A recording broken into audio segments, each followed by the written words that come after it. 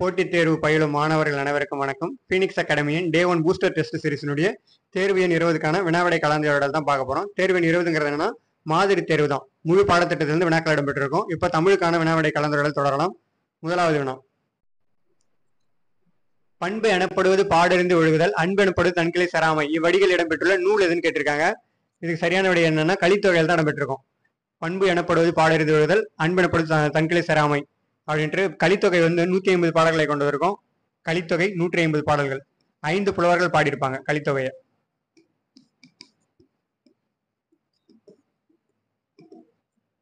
அது மாதிரி நாடக பாங்கில் அமைந்த ஒரு 8 தொகை நூல் எதுன்னு கேட்டாங்கன்னா அது கலித்தொகை தான். நாடக பாங்கில் அமைந்த 8 தொகை நூல்.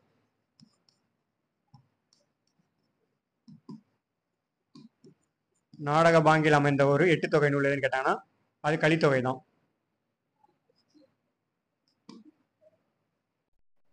அதே மாதிரி கலித்தொகையில் இடம்பெற்ற உள்ள ஒரு வரி தான் எழுந்தது துகள், ஏற்றினர் மார்பு, கவிழ்ந்தனர் மறுப்பு, கலைஞர் பலர். இந்த வரியும் கலித்தொகையில் தான் இடம்பெற்றிருக்கும். அதாவது இது சங்க காலத்துல ஏறுதழுதல் நடைபெற்றதை பற்றி குறிப்பிடப்பட்டிருக்கும்.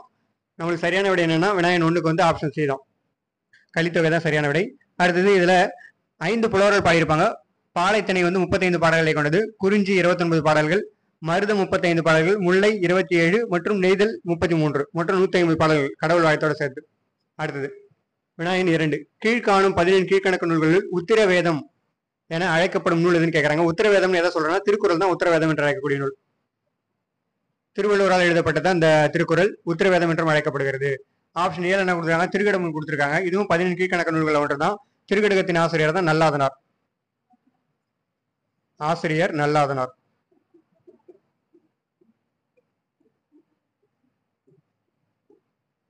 முதுமொழி காஞ்சியினுடைய ஆசிரியர் தான் மதுரை கூடலூர் கிழார். மதுரை கூடலூர் கிழார். இனியவை 40 ஆசிரியர் போதஞ்சேந்தனார். போதஞ்சேந்தனார் தான் இனியவை 40 ஆசிரியர். அடுத்தது வினாயன் 3, தமிழ் பாடத்தை முறையாக படி. இத்தொடர் எவ்வகை வாக்கியம் என கண்டறிந்து கொடுத்துருக்காங்க. இது கட்டளை வாக்கியம் தான். தமிழ் பாடத்தை முறையாக படிங்கிறது கட்டளை ஏறாங்க. அதனால இது கட்டளை வாக்கியம். ஆப்ஷன் டி தான் சரியான விடை. அடுத்தது ஆப்ஷன் பி என்ன கொடுத்துருக்காங்க, செய்தி வாக்கியம் கொடுத்துருக்காங்க. செய்தி வாக்கியம் உதாரணம் பார்த்தோம்னா குடியரசுத் தலைவர் நாளை தமிழகம் வருகிறார். குடியரசுத் தலைவர் நாளை தமிழகம் வருகிறார். ஒரு செய்தி தெரிவிக்கிறதுனால இது செய்தி வாக்கியம் சொல்றோம்.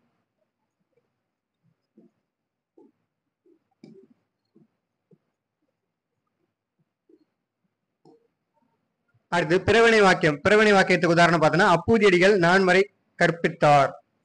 அப்பூதியடிகள் நான்மறை கற்பித்தார்.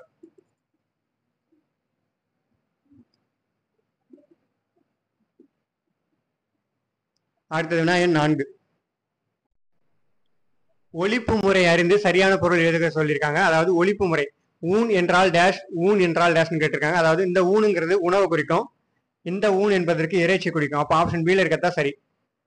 ஊன் என்றால் இந்த உணவு, இந்த ஊனுங்கிறது இறைச்சி. ஆப்ஷன் பி தான் வினாயன் 4க்கு சரியான விடை. அடுத்தது வினாயன் 5, பிரித்து எழுத கொடுத்திருக்காங்க. பாசிலை. பாசிலை எப்படி பிரித்து எழுதலாம்னா பசுமை கூட்டல் இலை தான் பாசிலை. பசுமையான இலைன்னு அர்த்தம் தான். ஆப்ஷன் சில தான் இருக்கு சரியான விடை. அடுத்தது வினாயன் 6, தவறான ஒளி மரபு சொல்லை தேர்வு செய்யணும்னு கொடுத்துருக்காங்க. தவறான ஒளி மரபு எதுன்னு பார்த்தோம்னா புறா குழறம்னு கொடுத்துருக்காங்க. புறா குணுகும். புறா குணுகும் இதுதான் ஒளி மரபு, சரியான ஒளி மரபு. ஆனா அங்க தவறா கொடுத்துருக்காங்க குழறம்னு. கூகை தான் குழரும். கூகை குழரும். குயில் கூவும், கிளி பேசும், மயில் ஆகும். இதெல்லாம் சரியா இருக்கு. தவறான ஒளி மரபு தான் கேட்டிருக்காங்க. புறா குணுகும் ஆனா குழறம்னு கொடுத்துருக்காங்க. அதனால இதான் தவறா இருக்கு. ஆப்ஷன் சி தான் சரியான விடை. அடுத்தது வினாயன் 7, வேர்ச்சொல் காண்கன்னு கொடுத்துருக்காங்க. வேர்ச்சொல் அதாவது ஞாலம் என்பதனுடைய வேர்ச்சொல் என்னன்னு பார்த்தோம்னா ஞால். ஆப்ஷன் பில இருக்கதான் சரியான. வேர்ச்சொல்ங்கிறது என்னன்னா அடிச்சொல் தான். இது கட்டளை சொல்லாக தான் இருக்கும். ஞாலம்ங்கிறதுனா ஞாலம்னா உலகம், ஞால்னா கட்டுதல் என்பதை குறிக்கும். ஆப்ஷன் பி தான் சரியான விடை. இந்த வேர்ச்சொல் முதலாவது எப்படி வரும்னு பார்த்தோம்னா கட்டளை சொல்லாக தான் அமையும். இதுல பார்த்தோன்னா ஞாலம் இதனுடைய கட்டளை சொல்லுதுன்னா ஞால். அதனால தான் இது வேர்ச்சொல்னு சொல்றோம். ஆப்ஷன் பி தான். அடுத்தது வினாயன் 8, கிரேக்க அறிஞர் தாலமி தமிழகத்தின் முதன்மையான உள்நாட்டு வணிக மையமாக எந்த ஊரை குறிப்பிட்டுள்ளாருன்னு கேட்கறாங்க. முதன்மையான உள்நாட்டு வணிக மையமா எதை சொல்லியிருப்பாருன்னா கரூர் தான். முற்காலத்தில் சேரர்களின் தலைநகராக இருந்திருக்கும். வஞ்சி மாநகர் என்பார்கள். வஞ்சி மாநகரம். வஞ்சி மாநகரம் அப்படின்னாலும் அது கரூர் தான் குறிக்கும். இந்த கரூர் தான் தமிழகத்தின் முதன்மையான உள்நாட்டு வணிக மையமாக இருந்ததாக சொல்லியிருப்பாரு தாலமி. இவர் வந்து கிரேக்க நாட்டை சேர்ந்தவர். சரியான விடை வந்து ஆப்ஷன் சி தான் நம்மளுக்கு. அடுத்து மாமல்லபுரம் என்னன்னு பார்த்தோம்னா பல்லவர்கள் ஆட்சி செய்த பகுதி தான் மாமல்லபுரம். பல்லவர்கள் ஆட்சி பகுதி. கடற்கரை கோவில் அங்க கட்டியிருப்பாங்க பல்லவர்கள் மாமல்லபுரத்துல. 7ஆம் நூற்றாண்டில் கட்டப்பட்டதான் இந்த மாமல்லபுரம் கடற்கரை கோவில்லாம். காஞ்சிபுரம்ங்கிறது பல்லவர்களின் தலைநகரம். காஞ்சிபுரம் கைலாசநாதர் கோயில் கட்டியவர் யாருன்னு பார்த்தா ராஜசிம்மன் தான் கட்டியிருப்பாரு. காஞ்சிபுரத்தை தலைநகராக கொண்டு ஆட்சி செய்தவர் தான் பல்லவர்கள்.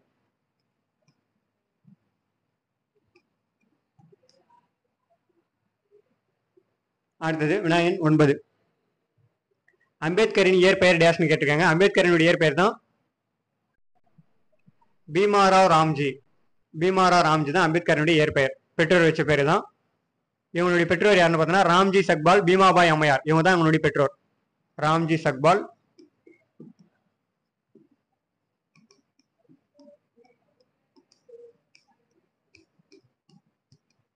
பீமாபாய் அம்மையார். அம்பேத்கருடைய இயற்பெயர் தான் கேட்டிருக்காங்க. நம்மளுக்கு ஆப்ஷன் டி இருக்கக்கூடிய பீமாராவ் ராம்ஜி தான். அடுத்தது வினாயன் 10. தமிழகத்தின் தலைநகராக சென்னையே இருக்க வேண்டும் என்பதற்காக தலையை கொடுத்தேனும் தலைநகரை காப்போம் என முழங்கியவர் யாருன்னு கேட்கறாங்க. மாப்போ சிவஞானம் தான். மாப்போ சிவஞானம் தான் சொல்லியிருப்பாரு தலையை கொடுத்தேனும் தலைநகரை மீட்போம்னு சென்னை மாநகராட்சி கூட்டம் ஒன்றில் பேசியிருப்பாரு. இந்த சென்னை மாநகராட்சி கூட்டத்துக்கு தலைமை தாங்கினவர் தான் செங்கல்வராயன். சென்னை மாநகராட்சி கூட்டத்துக்கு தலைமை தாங்கினவர் செங்கல்வராயன். அந்த கூட்டத்தில் தான் தலையை கொடுத்தனும் தலைநகரை மீட்போம் அப்படின்னு சென்னை வந்து தமிழகத்தின் தலைநகராக இருக்க வேண்டும் என்பதற்காக போராட்டம் நடத்தியிருப்பாரு. சிலம்பு செல்வர் என்று அழைக்கப்படுபவர் யாருன்னா மாப்போ சிவஞானதாஸ் சிலம்பு செல்வர்னு சொல்றோம்.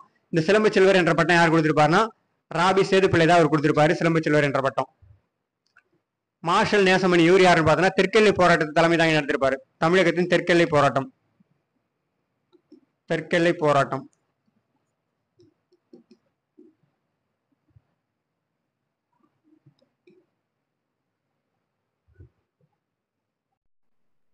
தெற்கெல்லை போராட்டத்துக்கு தலைமை தாங்கினதால இவர் வந்து அதாவது கேரளா மாநிலத்துடன் இருந்திருக்கும். கன்னியாகுமரி தமிழகத்துடன் இணைக்கப்பட்டிருக்கும். அதனாலதான் இந்த தெற்கெல்லை போராட்டத்துக்கு இவர் தலைமை தாங்கியிருப்பாரு. கன்னியாகுமரி எப்ப தமிழகத்துடன் இணைந்திருக்கும்னு பார்த்தோம்னா 1954 நவம்பர் 1. நவம்பர் 1 தான் கன்னியாகுமரி தினம் சொல்றோம். இதான் தமிழகத்துடன் இணைந்த நாள். கன்னியாகுமரி தமிழகத்துடன் இணைக்கப்பட்டது 1954 நவம்பர் 1. அடுத்தது வினாயன் 11. 11வது வினா கீழ்கண்டவற்றில் வாணிதாசனின் நூல்களில் பொருந்தாதது எதுன்னு கேட்டிருக்காங்க. வாணிதாசன் இயற்றிய நூல்கள் எது பொருந்தாதுன்னு பார்த்தோம்னா இயேசு காவியம் தான் அவர் எழுதினதில்ல. இயேசு காவியம் யார் எழுதினதுன்னா கண்ணதாசனால் எழுதப்பட்டது. கவியரசு கண்ணதாசனால் இயற்றப்பட்டது அந்த இயேசு காவியம். இவருடைய பேர் தான் முத்தையா. இந்த கொடிமுல்லை, தொடுவானம், தமிழச்சி இந்த 3 நூலுமே வாணிதாசனால் இயற்றப்பட்ட நூல்கள் தான். அப்ப நமக்கு சரியான விடை என்னன்னா ஆப்ஷன் டி தான். இயேசு காவியம் தான். பொருந்தாத நூல் தான் கேட்டிருக்காங்க வாணிதாசன் இயற்றிய நூல்கள்ல. ஆப்ஷன் டி தான் சரியான விடை. வினாயன் 11. அடுத்தது வினாயன் 12. மரக்கால் கூத்து என்று அழைக்கப்படுவது எதுன்னு கேட்டிருக்காங்க. பொய்க்கால் குதிரை ஆட்டத்தை தான் மரைக்கால் கூத்துன்னு சொல்லுவோம். மரக்கால் கூத்துங்கிறத சொல்லலாம். பொய்க்கால் குதிரை ஆட்டம். குதிரை போன்று வேடம் அணிந்து ஆடுறதால இது பொய்க்கால் குதிரை ஆட்டம்னு சொல்றோம். ஆப்ஷன் பி தான் சரியான விடை. மரக்கால் கூத்துங்கிறது. கரகாட்டம்ங்கிறது இதுல கரகம் வந்து தலையில வச்சுட்டு ஆடுவாங்க. அதான் கரகாட்டம். அடுத்து வினாயன் 13. கனி மேதாவியார் எந்த சமயத்தை சார்ந்தவர்னு கேட்டிருக்காங்க. கனி மேதாவியார் சமண மதத்தை சார்ந்தவர். சமயத்தை சேர்ந்தவர். ஆப்ஷன் சியில் இருக்கக்கூடிய சமண சமயத்தை சேர்ந்தவர் தான் கனி மேதாவியார். இவர் எழுதின நூல் தான் ஏலாதி என்ற நூல் எழுதியிருப்பார். ஏலாதி. இது மட்டும் இல்லாமல் திணை மாலை 150 எழுதியிருப்பார். திணை மாலை 150.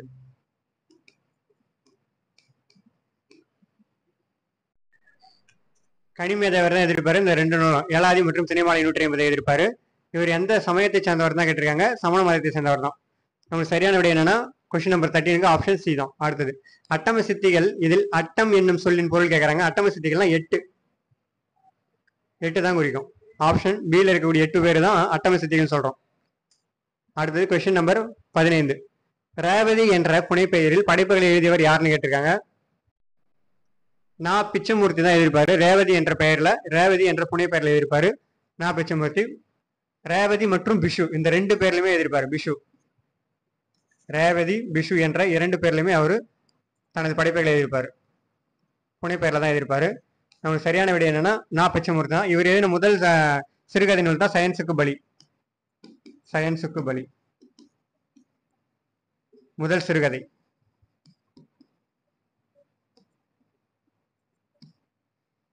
வினாயன் 15க்கு சரியான விடை என்னன்னா நா. பிச்சமூர்த்தி. ஆப்ஷன் சி தான் சரியான விடை. அடுத்தது வினாயன் 16. 16வது வினால அணிகளின் இலக்கணத்தை கூறும் நூல்களுள் முதன்மையானது எதுன்னு கேட்டிருக்காங்க. அதாவது அணிகளின் இலக்கணத்தை கூறக்கூடிய முதன்மையான நூல் தான் தண்டி அலங்காரம். தண்டி என்ற புலவரால் எழுதப்பட்டதான். வடமொழி புலவரான தண்டி என்பவரால் எழுதப்பட்டதான் இந்த தண்டி அலங்காரம். வீர சோழியம் யார் எதிர்ப்பார்னா புத்தமித்திரர் எதிர்ப்பார். புத்தமித்திரர். அடுத்ததா தொல்காப்பியம் யார் எதுனா தொல்காப்பியர் எழுதியிருப்பாரு. தமிழில் முழுமையாக கிடைக்கப்பட்ட நூல் எதுனா தொல்காப்பியம் தான். தொல்காப்பியரால் எழுதப்பட்டது. இது 3 அதிகாரங்களை கொண்டது. தொல்காப்பியம்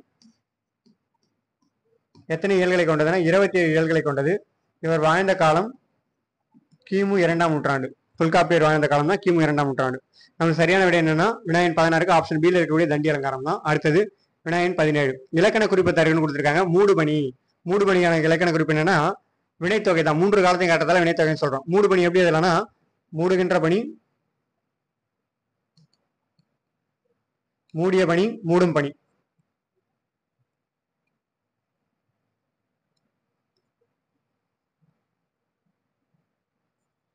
மூடும் பணி. இந்த 3 காலத்தையும் குறித்தால இது வினைத்தொகைன்னு சொல்றோம். காலம் கறந்த பெயரிச்சுமே வினைத்தொகைன்னு சொல்லியிருப்பாரு. நன்னுலை ஏற்றிய பவனி முனிவர் தான் சொல்லியிருப்பாரு.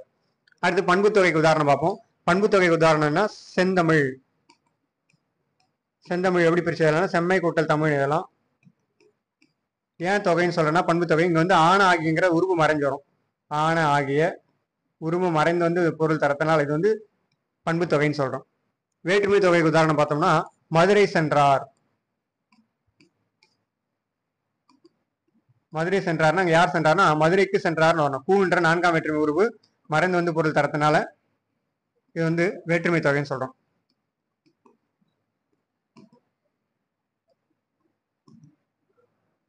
வேற்றுமை தொகை எத்தனை வகைப்படும்னா 8 வகைப்படும். இதுல வேற்றுமைக்கான உறுப்புகள் 6க்கு தான் உறுப்பு இருக்கும். முதல் வேற்றுமைக்கும் இறுதி வேற்றுமைக்கும் மட்டும் உறுப்புகள் இருக்காது. ஓமை தொகைங்கிறது இதுல ஓம உறுப்புகள் மறைந்து பொருள் தந்ததுன்னா அது ஓமை தொகைன்னு சொல்றோம். உதாரணம் பார்த்தோன்னா மலர்பாதம். மலர் போன்ற பாதம்னு வரணும். போன்றங்க இந்த போன்ற அப்படிங்கிற ஓம உருவு மறைந்து வந்ததால இது மலர்பாதம்னு சொல்றோம். அடுத்தது வினாயன் 18. தாளாற்றி தந்த பொருள் என்று வள்ளுவர் உரைப்பது டேஷ்னு கேட்டிருக்காங்க. 18வது வினாக்கு சரியான விடை தன்முயற்சியால் ஈட்டிய பொருள் தான் சரியான விடை. தன்முயற்சியால் ஈட்டிய பொருள். தாளாற்றி தந்த பொருள் எல்லாம் அப்படின்னு குறிப்பிட்டிருப்பார் வள்ளுவர். தன் முயற்சியால் ஈட்டிய பொருள் தான் அவரு சொல்றாரு. அடுத்தது வினாயன் 19. கன்னிமாரா நூலகம் அமைந்துள்ள இடம் எதுன்னு கேட்டிருக்காங்க. கன்னிமாரா நூலகம் எங்கன்னா சென்னையில் தான் இருக்கு. சென்னை எழும்பூரில் அமைந்துள்ளது. சென்னை எழும்பூரில் அமைந்துள்ளது தான் 1896ஆம் ஆண்டு தொடங்கப்பட்ட ஒரு நூலகம் தான் கன்னிமாரா நூலகம்.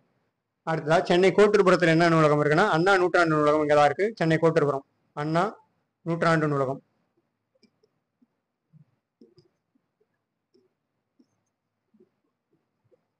2010 திறக்கப்பட்டது அந்த அண்ணா நூற்றாண்டு நூலகம். முன்னாள் முதல்வர் மு. கருணாநிதி அவர்களால் திறந்து வைக்கப்பட்டிருக்கும். சென்னை திருவான்மியூரில் தான் ஊவேசா நூலகம் உள்ளது. ஊவே சாமிநாதன் நூலகம். ஊவேசா நூலகம் 1942 திறந்து வைக்கப்பட்டிருக்கும். நம்மளுக்கு சரியான விடை என்னன்னா கன்னிமாரா நூலகம் அமைந்துள்ள இடம் தான் கேட்டிருக்காங்க. சென்னை எழும்பூர் தான். ஆப்ஷன் பி தான் சரியான விடை. அடுத்தது வினாயன் 20.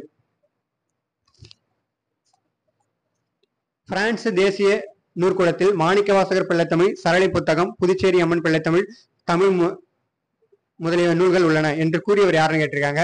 சரியான விடையான தனிநாயகம் அடிகள் தான் சொல்லியிருப்பாரு. பிரான்ஸ் தேசிய நூற்கூடத்துல மாணிக்கவாசகர் பிள்ளைத்தமிழ், சரளை புத்தகம், புதுச்சேரி அம்மன் பிள்ளைத்தமிழ் போன்றெல்லாம் அங்கதான் இருக்கிறதா சொல்றாங்க. இதெல்லாம் இந்தியாவில் இல்லை. இதெல்லாம் அந்த நாட்டினுடைய நூற்கூடத்தில் தான் இருக்கு. லைப்ரரியில் தான் இருக்கு. இதை கண்டுபிடிச்சிருப்பாரு தனிநாயகம் அடிகள். தமிழ் தூதுவர் என்று அழைக்கப்படுவர் யாருன்னு கேட்டாங்கன்னா தனிநாயகம் அடிகள் தான் தமிழ் தூதுவர்னு சொல்றோம். தமிழ் தூதுவர். தமிழ் தூதுவர் யாருன்னு பார்த்தோம்னா தனிநாயகம் அடிகள். அடுத்தது வினாயன் 21.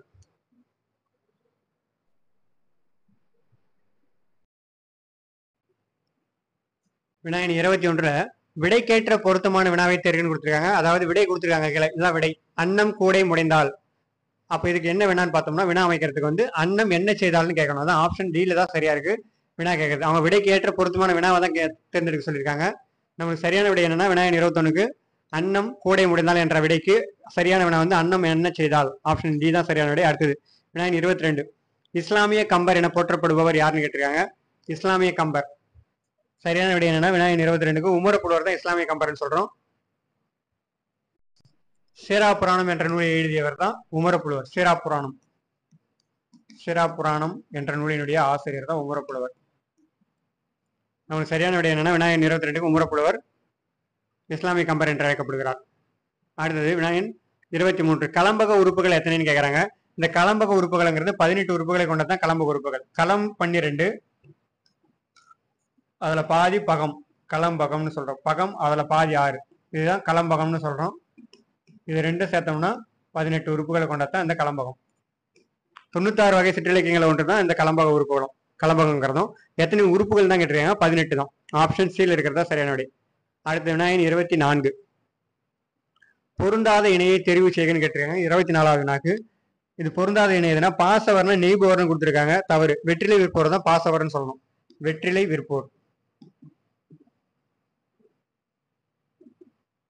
விற்போர் தான் பாசவர்னு சொல்றோம். ஆப்ஷன் ஏ தான் பொருந்தாதது. ஓசுனர்னா எண்ணெய் விற்போர், அது சரியா இருக்கு. கண்ணூல் வினிஞ்சர்னா ஓவியர், மண்ணீட்டாளர்னா சிற்பி, இதெல்லாம் சரியா இருக்கு. பாசவர்னா வெற்றிலை விற்போர், அவங்க தவறா கொடுத்துருக்காங்க. அதான் பொருந்தாத நெய்பவர்னு கொடுத்துருக்காங்க. அடுத்தது வினாயன் 25. 25வது வினால அகநானூற்றில் பாலைத்திணை பாடல்கள் எவ்வாறு தொகுக்கப்பட்டுள்ளன்னு கேட்டிருக்காங்க. பாலைத்திணை பாடல்களை எப்படி தொகுத்திருப்பாங்கன்னா 1, 3, 5, 7 அதாவது ஒற்றைப்படை எண்கள்ல இருக்கும். இதுதான் பாலைத்திணை பாடல்கள். பாலைத்திணை பாடல்லாம் 1, 3, 5, 7, 9 அப்படிங்கிற ஒற்றைப்படை எண்கள்ல இருக்கும். அதே மாதிரி 4, 14, 24, 34 இதெல்லாம் முல்லைத்திணை பாடல்கள். முல்லைத்திணை பாடல் தான் 4 எல்லாம் முல்லை. 2, 8, 12 இதெல்லாம் வந்து குறிஞ்சித்திணை பாடல்கள். குறிஞ்சி. 6, 16, 26 இந்த மாதிரி வந்து மருதத்திணை பாடல்கள். பாலைத்திணை பாடல்கள் எப்படி, நெய்தல் திணை பாடல்கள் எப்படி இருக்குன்னா 10, 20 இருக்கும். 10, 20, 30 நெய்தல் திணை பாடல்கள். 10, 20, 30 என்ற எண்கள்ல தான் இடம்பெற்றிருக்கும். நம்மளுக்கு என்ன கேட்டிருக்காங்கன்னா பாலைத்திணை பாடல்கள் தான் கேட்டிருக்காங்க. 1, 3, 5, 7 இந்த மாதிரி தான் தொகுத்திருப்பாங்க. ஆப்ஷன் சி தான் சரியான விடை. அடுத்த வினாயன் 26. பழகு தமிழ் சொல்லருமை 4 என்னும் தொடரில் நாள் என்பது எந்த நூலை குறிக்கிறதுன்னு கேட்கறாங்க. நாள் என்பது எதை குறிக்கணும். நாலடியார் தான். 2ங்கிறது வந்து திருக்குறளை குறிக்கும். 2 அடி கொண்ட திருக்குறள், 4 அடி கொண்ட நாலடியார் தான் நாலுன்னு சொல்றோம். நாலடியார் இயற்றியவர்கள் யாருன்னு பார்த்தோம்னா சமண முனிவர்கள் தான் ஏற்றிருப்பாங்க. சமண முனிவர்கள். தொகுத்தவர் யாருன்னா பதுமனார் தான் தொகுத்திருப்பார். நாலடியார் தொகுத்தவர் பதுமனார். நமக்கு சரியான விடை என்னன்னா வினாயன் 26க்கு நாலடியார் தான். 4, 2 எல்லாம் 4 குறிக்கும், 2னா திருக்குறளை குறிக்கும். அடுத்தது வினாயன் 27. நீண்டதொரு காலப்பகுதி எனும் பொருளை தரும் சொல் எதுன்னு கேட்டிருக்காங்க. டேஷ். அது நீண்டதொரு கால பகுதின்னு எதை சொல்லணும். ஊழி தான் நீண்டதொரு காலப்பகுதின்னு சொல்லுவோம். ஆப்ஷன் சியில் இருக்கிறதா சரியான விடை. ஊழினா நீண்டதொரு காலப்பகுதி. அடுத்து ஆழினா கடல். கடலை குறிக்கக்கூடிய சொல் தான் ஆழி. கடலை வந்து ஆழின்னு சொல்லலாம். முன்னீர் இதெல்லாம் வந்து கடலை குறிக்கக்கூடிய சொல் தான். நமக்கு சரியான விடை என்னன்னா வினாயன் 27க்கு ஆப்ஷன் சியில் இருக்கக்கூடிய ஊழி தான் நீண்டதொரு காலப்பகுதி என்னும் பொருளை தரக்கூடியது. அடுத்தது வினாயன் 28. பிழையற்ற தொடரை கண்டறின்னு கொடுத்துருக்காங்க. ஒரு ரெண்டுத்துக்கு பிழையற்ற தொடர் எதுன்னு பார்த்தோம்னா சரியான சொற்றொடர் எது இருக்குன்னா ஆப்ஷன் பில தான் இருக்கு சரியான சொற்றொடர்.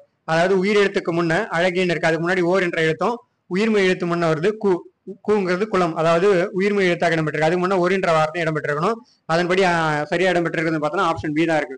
ஓர் அழகிய சிற்றூரில் ஒரு குளம் இருந்தது. இதுதான் சரியான விடை. ஆப்ஷன் பி தான் வினாயன் 28க்கு. அடுத்தது வினாயன் 29. ஆங்கிலேயரை எதிர்த்து ஆயுதம் ஏந்தி போராடிய முதல் பெண்மணி யாருன்னு கேட்டிருக்காங்க. சரியான விடை என்னன்னா ஆப்ஷன் சியில் இருக்கக்கூடிய வேலு நாச்சியார் தான் ஆங்கிலேயரை எதிர்த்து ஆயுதம் ஏந்தி போராடிய பெண். முதல் இந்திய பெண் இவங்க தான். ஆப்ஷன் சி தான். வேலு நாச்சியார் வாழ்ந்த காலம் ஃபர்ஸ்ட் பார்ப்போம். 1730 இருந்து 1796 வரைக்கும் வேலு நாச்சியாருடைய காலம். 1730 தான் பிறந்திருப்பாங்க. 1730 எங்க பிறந்திருப்பாங்கன்னா ராமநாதபுரத்தில் தான் பிறந்திருப்பாங்க. ராமநாதபுரத்தை ஆட்சி செய்த செல்லமுத்து சேதுபதிக்கும் செக்கந்தி முத்தாத்தாளுக்கும் மகளாக பிறந்திருப்பாங்க. ஒரே ஒரு பெண் மகவால் தான் இவங்க வேலு நாச்சியார். ஆண் மகனை போன்று இவங்க வளர்த்திருப்பாங்க வேலு நாச்சியாரை. இவங்க வந்து சிவகங்கை ஆட்சி செய்த முத்துவடுகநாதர் என்பவர் திருமணம் செஞ்சுக்குவாங்க. 1772ஆம் ஆண்டு காளையார் கோவில் போர்ல முத்துவடுகநாதர் இறந்துருவாரு. காளையார் கோவில் போர் யார் யாருக்கு நடந்திருக்குன்னா ஆங்கிலேயருக்கும் முத்துவடுகநாதருக்கு இடையே நடந்திருக்கும்.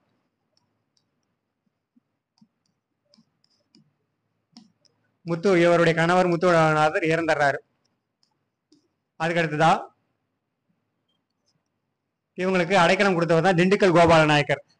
திண்டுக்கல் கோபால நாயக்கர் அடைக்கலம் கொடுத்ததுக்கு அப்புறம் 1780ஆம் ஆண்டு சிவகங்கை மீட்டிருப்பாங்க. மீண்டும் வேலுநாச்சியார் சிவகங்கை மீட்பு. இவருக்கு உதவியவர்கள் தான் மருது சகோதரர்கள். இவர்கள் உதவி இருப்பாங்க.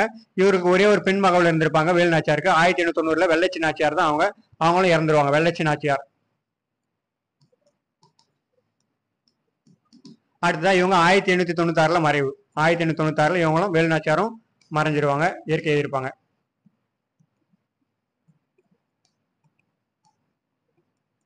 நம்மளுக்கு சரியான விட என்னன்னா ஆங்கிலேயரை எதிர்த்து ஆயுதம் ஏந்திய போராடிய முதல் பெண்மணி தான் வேலுநாச்சியார். ஆப்ஷன் சி தான். அடுத்தது ஆப்ஷன் பில என்ன கொடுத்துருக்காங்க, அஞ்சலை அம்மாள் கொடுத்துருக்காங்க.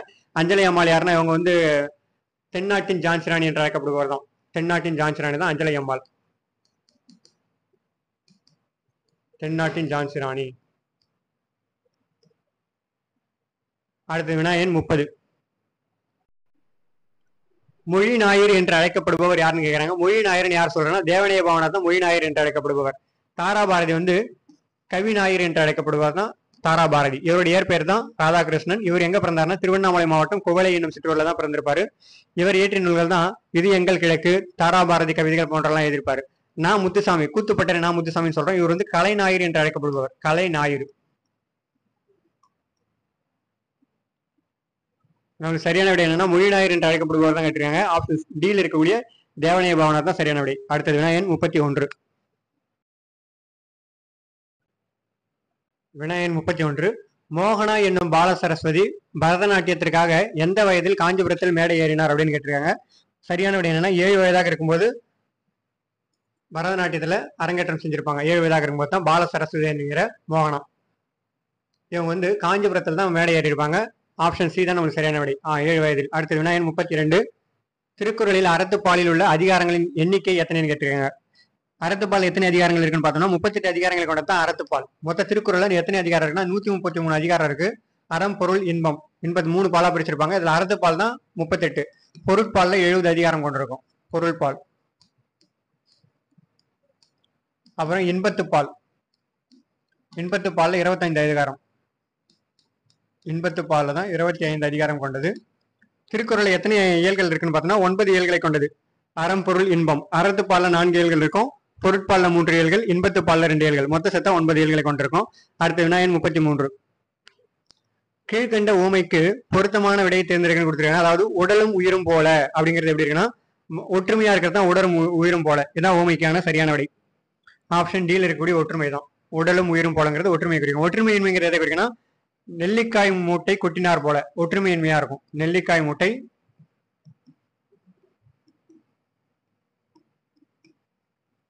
கொட்டினார் போல.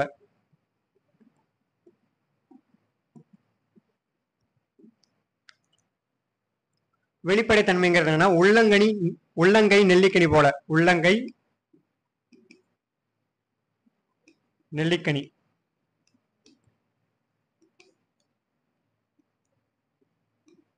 உள்ளங்கை நெல்லிக்கனி போலங்கிறது வெளிப்படைத்தன்மையா இருக்கும்.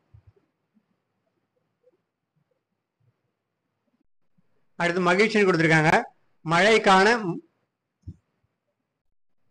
மேகம் காண பயிர் போல அப்படிங்கிறது தான் மகிழ்ச்சி. அடுத்தது வினா எண் 34. நொந்தான் சொல்லின் வேர் சொல் யாருன்னு கேட்டிருக்காங்க. நொந்தான் இதுக்கு சரியான வேர் சொல் என்னன்னு பார்த்தோன்னா நோ. நொந்தான்னா அதனுடைய வேர் சொல் கேட்டிருக்காங்க. நோ தான். நொந்தங்கிறது பெயரெச்சமா குறிக்கும். பெயரெச்சம் தான் நொந்த. நொந்துனா வினையச்சம். நொந்தல்னா தொழிற்பெயர். தொழில் தான் நொந்தல். அடுத்தது வினா எண் 35. தே ஓர் எழுத்து ஒரு மொழிக்கு உரிய பொருளை தேர்ந்தெடுத்து எழுதுன்னு கொடுத்துருக்காங்க. தே இதுக்கு என்ன ஓர் எழுத்து ஒரு மொழின்னு பார்த்தோம்னா கடவுள் தான் தேன்னு சொல்றோம். ஆப்ஷன் பியில் இருக்கக்கூடியதான் சரியான விடை. கோனா வந்து ஓர் எழுத்து முறையில அரசன். கோனா அரசனை குறிக்கும். ஆனா பசு. நெடில் ஆனா பசு குறிக்கும். மொத்தம் ஓர் எழுத்து ஒரு மொழி எத்தனை இருக்குன்னா 42 ஓர் எழுத்து ஒரு மொழி இருக்கு. இதுல 40 ஓர் எழுத்துக்கள் வந்து பார்த்தோன்னா நெடில குறிக்கும். நெடில எழுத்துக்கள் தான் 40 இருக்கும். 2 தான் குறியில் இருக்கும். குறியில் எழுத்துக்கள் எத்தனைன்னு பார்த்தோம்னா 2. மொத்தம் 42 தான் ஓர் எழுத்து ஒரு மொழி. அடுத்தது வினா எண் 36. ஏழைகளின் கற்பக விருட்சம் என்று அழைக்கப்படும் மரம் எதுன்னு கேட்டிருக்காங்க. பனை மரம் தான் ஏழைகளினுடைய கற்பக விருட்சம் என அழைக்கப்படுகிறது. இந்த பனைமரத்துக்கு தண்ணீர் எல்லாம் குறைவாக இருந்தாலே போதும் நீண்ட காலத்துக்கு பயனளிக்கக்கூடிய தான் பனை மரம்ங்கிறது. பனை மரத்துல இருந்து என்னென்ன கிடைக்குன்னா பனங்கற்கண்டு, பனை வெல்லம், அப்புறம் பனம் பழம் போன்றவையெல்லாம் இதில் கிடைக்கும். அடுத்தது வினாயன் 37. வினாயன் 37 தெய்வமணி மாலை திருவருட்பாவில் எத்தனையாவது திருமுறையாக வைக்கப்பட்டுள்ளதுன்னு கேட்கறாங்க. தெய்வமணி மாலையில 5ஆம் திருமுறையாக வைக்கப்பட்டுள்ளது. அந்த தெய்வமணி மாலை 5ஆம் திருமுறையாக தான் இருக்கு திருவருட்பாவில். திருவருட்பா அருளியவர் யாருன்னு பார்த்தோன்னா வள்ளலார், ராமலிங்க அடிகளார் என்று சொல்லக்கூடிய வள்ளலார் அருளியது தான் திருவருட்பா. 6 திருமுறைகள் கொண்டிருக்கும். மொத்தம் எத்தனை திருமுறைகள் பார்த்தோன்னா 6 திருமுறை. திருவருட்பாவில் இருக்கக்கூடிய 6 திருமுறை. இதெல்லாம் 5ஆம் திருமுறையில் இருக்கிறது தான் தெய்வமணி மாலை. அடுத்தது வினாயன் 38 இதழ்களை குவிப்பதனால் பிறக்கும் எழுத்துக்கள் டேஷ்னு கேட்டிருக்காங்க. இதழ்களை குவிப்பதனால் எந்த எழுத்துக்கள்லாம் பிறக்கும்னா உ உ ஓ ஓ ஔ இந்த 5 எழுத்துக்களும் வந்து இதழ்களை குவிப்பதனால் பிறக்கக்கூடிய எழுத்துக்கள் தான். நம்மளுக்கு சரியான விடை என்னன்னு பார்த்தோம்னா 38வது வினாக்கு ஆப்ஷன் பி தான். அடுத்தது வினாயன் 39 பாரதிக்கு பின் கவிதை மரபில் திருப்பம் விளைவித்தவை யாருடைய படைப்புகள்னு கேட்டிருக்காங்க. பாரதிக்கு பின் கவிதையில திருப்பத்தை ஏற்படுத்திய வேற நா பிச்சமூர்த்தி கவிதைகள் தான். ஆப்ஷன் சியில் இருக்கக்கூடியதான் சரியான விடை. பாரதிக்கு பின் கவிதை மரபில் திருப்பம் விளைவித்தவை நா பிச்சமூர்த்தி கவிதைகள். ஆப்ஷன் சி தான் சரியான விடை. அடுத்தது வினாயன் 40 இஸ்மத் சன்னியாசி என்னும் பாரசீக சொல்லுக்குரிய பொருள் டேஷ்னு கேட்டிருக்காங்க. இஸ்மத் சன்னியாசிங்கிறது எதை குறிக்குன்னா தூய துறவியை குறிக்கும். தூய துறவி. ஆப்ஷன் பி தான் சரியான விடை. இஸ்மத் சன்னியாசிங்கிறது ஒரு பாரசீக சொல். இந்த சொல்லுக்கான தமிழ் சொல் என்னன்னு பார்த்தோம்னா தூய துறவியை குறிக்கும். இந்த இஸ்மத் சன்னியாசிங்கிற பட்டம் யார் கொடுத்திருப்பாங்கன்னா வீரமாமுனிவர் தான் கொடுத்திருப்பாங்க. இஸ்மத் சன்னியாசின்ற பட்டம் வீரமாமுனிவர் தான் கொடுத்திருப்பாங்க. திருச்சி ஆண்ட சந்தா சாஹிப் என்ற மன்னரால் கொடுக்கப்பட்டிருக்கும். வீரமாமுனிவருக்கு கொடுத்த பட்டம் தான் இந்த இஸ்மத் சன்னியாசிங்கிறது. அந்த இஸ்மத் சன்னியாசிக்கு தான் தூய துறவி என்ற பொருள். அடுத்தது வினாயன் 41 41வது வினால ஹாஸ்பிட்டல் என்ற சொல்லிற்கு நேரான தமிழ் சொல் கேட்டிருக்காங்க. ஹாஸ்பிட்டலுங்கிறது என்னன்னா ஆங்கில சொல்லு. இது நேரான தமிழ் சொல் என்னன்னு பார்த்தோம்னா மருத்துவமனை தான் ஹாஸ்பிட்டல்னு சொல்றோம். வினாயன் 41 சரியான விடை ஆப்ஷன் சி தான். ஆப்ஷன் டி தான். ஆப்ஷன் டியில் இருக்கக்கூடிய மருத்துவமனை தான் ஆங்கிலத்தில் ஹாஸ்பிட்டல்னு சொல்றோம். மருந்தகம்னா என்னன்னா இது வந்து பார்மசின்னு சொல்றோம் ஆங்கிலத்துல. பார்மசி தான் வந்து மருந்தகம்னு சொல்றோம். சுகாதார நிலையம்னா ஹெல்த் சென்டர். ஆங்கிலத்துல ஹெல்த் சென்டர் தான் சுகாதார நிலையம் சொல்லுவோம். Health centre. நம்மளுக்கு சரியான விடை என்னன்னா ஆப்ஷன் டி தான். ஹாஸ்பிட்டல் என்ற சொல்லிற்கு நேரான தமிழ் சொல் வந்து மருத்துவமனை தான். அடுத்த வினாயன் 42 சேரமான் காதலி என்னும் புதினத்திற்காக சாகித்ய அகாடமி விருது பெற்றவர் யாருன்னு கேட்கறாங்க. சேரமான் காதலிக்கு யார் சாகித்ய அகாடமி விருது பெற்றிருப்பாருன்னா கண்ணதாசன் தான். 1980ஆம் ஆண்டு சாகித்ய அகாடமி விருது கிடைச்சிருக்கும் கண்ணதாசன் எழுதிய நூலான சேரமான் காதலிக்கு. இதே மாதிரி பாரதிதாசன் எழுதின நூலுக்கு தான் பிசிராந்தையர் என்ற ஒரு நாடக நூல். இந்த நூலுக்கு சாகித்ய அகாடமி விருது கிடைச்சிருக்கும். பிசிராந்தையர் என்ற நாடக நூல் எந்த வருஷம் பார்த்தோம்னா 1969ஆம் ஆண்டு சாகித்ய அகாடமி விருது கிடைச்சிருக்கும் பாரதிதாசன் எழுதிய பிசிராந்தையர் என்ற நாடக நூல். மு மேத்தா எழுதினத்தான் ஆகாயத்துக்கு அடுத்த வீடு என்ற நூலுக்காக சாகித்ய அகாடமி விருது 2006ல் கிடைச்சிருக்கும். ஆகாயத்துக்கு அடுத்த வீடு.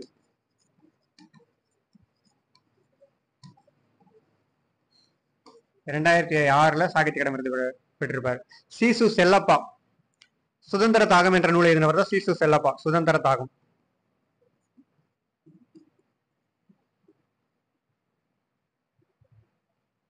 அடுத்தது வினாயன் 43 காந்தியடிகள் தமிழகம் வந்த போதெல்லாம் அவரது மேடை பேச்சினை மொழிபெயர்த்த பெருமகனார் யார் அப்படின்னு கேட்டிருக்காங்க.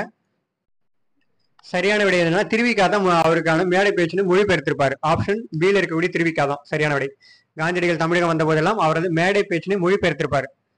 தமிழ மொழிபெயர்த்து, அதாவது அவர் ஆங்கிலத்திலேயோ இல்ல இந்தியிலேயோ பேசியிருப்பாரு. அது தமிழ மொழிபெயர்த்திருப்பாரு. திருவிக்கா தான். ஆப்ஷன் பி தான் சரியான விடை. அடுத்தது வினாயன் 44 தேவராட்டத்திற்குரிய இசைக்கருவி டேஷ்னு கேட்டிருக்காங்க. தேவராட்டத்திற்குரிய இசைக்கருவி தான் தேவதுந்துபி. ஆப்ஷன் சில இருக்கிறதா சரியான விடை. இந்த தேவராட்டங்கிறது தேவர்கள் வானத்து தேவர்கள் ஆடக்கூடிய ஆட்டம் தான் தேவராட்டம். வானத்து தேவர்கள் ஆடக்கூடிய ஆட்டம்.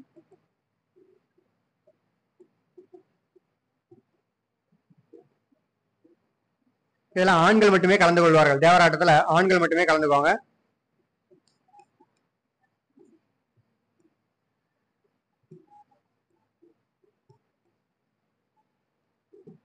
வானத்து தேவர்கள் ஆடி ஆட்டம் தான் தேவராட்டம். இந்த தேவராட்டத்திற்கு இசைக்கருவி தான் கேட்டிருக்காங்க தேவதுந்துபி. அடுத்தது வினாயன் 45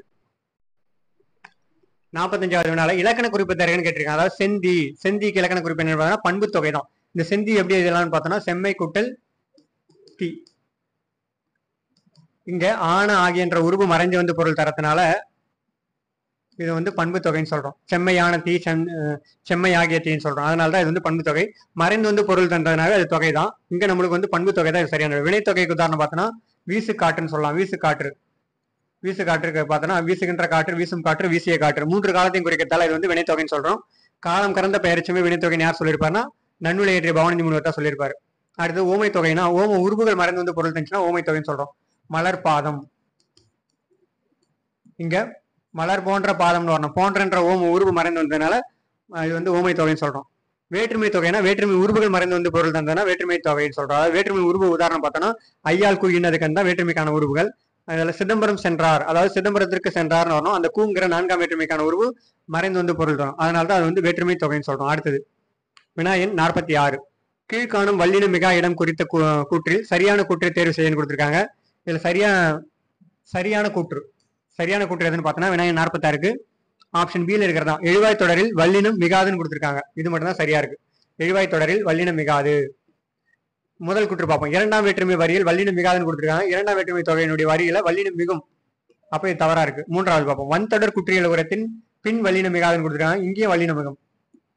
அடுத்தது சால தவ நனி, சால தவ முதலிய உரிச்சொற்களின் பின் வல்லினம் மிகாதுன்றாங்க. இங்க வல்லினம் மிகும். உரிச்சொற்களின் பின் சால தவ நனி உரு கடி, இதற்காக பின்னாடி வந்து வல்லினம் மிகுந்து தான் வரும். அப்ப இதுவும் தவறாதான் இருக்கு. நம்மளுக்கு சரியான விட என்னன்னு பார்த்தோம்னா ஆப்ஷன் பியில் இருக்கிறது தான். எழுவாய் தொடரில் வல்லினம் மிகாதுன்னு கொடுத்துருக்காங்க. அது மட்டும் தான் சரி. அடுத்தது வினாயன் 47. பொருந்தா இணையை கண்டறியன்னு கொடுத்துருக்காங்க. பொருந்தா இணை எதுன்னு பார்த்தோம்னா ஆப்ஷன் டியில் இருக்கிறது தான் பொருந்தாத இணை. ஜீன்னா பக்க விளைவுன்னு கொடுத்துருக்காங்க. ஜீன்னா வந்து மரபணு, இதுதான் இதுல பொருந்தல, மாத்தி கொடுத்துருக்காங்க. மரபணுன்னு வரணும். அப்ப மில்லட்ஸ்னா சிறுதானியங்கள், அது சரியா இருக்கு. எர்ப்ஸ்னா மூலிகை, ஆன்டிபயோட்டிக்னா நுண்ணுயிர் முறி. அடுத்து பக்க விளைவு என்னன்னு பார்த்தா சைடு எஃபெக்ட் தான் பக்க விளைவுன்னு சொல்றோம். சைடு எஃபெக்ட், பக்க விளைவு. அடுத்தது வினாயன் 48. தேனினும் இனிய தீந்தமிழ் பணுவல்கள் 4000 பாடல்களே பாடி அருளியவர்கள் யாருன்னு கேட்டிருக்காங்க. பன்னீர் ஆழ்வார்கள் தான். 4000 திவ்ய பிரபந்தம் சொல்றோம். பன்னீர் ஆழ்வார்கள் அருளியது தான். இந்த 4000 பாடல்களை பாடி அருளியவர் தான் தீந்தமிழ் பணுவல், அதாவது தேனினும் இனிய தீந்தமிழ் பணுவல் சொல்றோம். ஆப்ஷன் சியில் இருக்கக்கூடிய பன்னீர் ஆழ்வார் தான் சரியான விடை. இந்த பன்னீர் ஆழ்வார்கள் ஒரே ஒரு பெண் ஆழ்வார் யாருன்னு பார்த்தோன்னா ஆண்டாள் தான். ஒரே பெண் ஆழ்வார்